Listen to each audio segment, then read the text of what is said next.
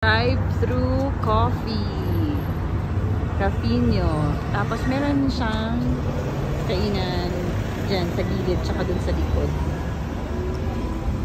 Ayan ang menu.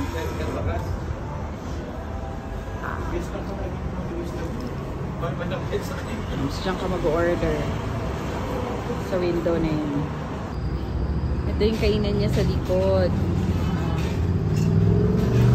Kasi drive-thru lang talaga to eh. Pero pwedeng kumain din. Labas nga lang. Ayan ang order namin. Ito ay K-Freeze na caramel. Ito ay Espiral. Ito yung sa akin.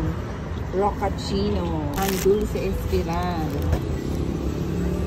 Oh, ayan ang sandwich. Ito yung aking sandwich. Ang cute naman ang cup nito. Oh, kaya no. Oh, nabubuksan. Oh, ang cute. Ang mga kasama kong gutom. Sarap.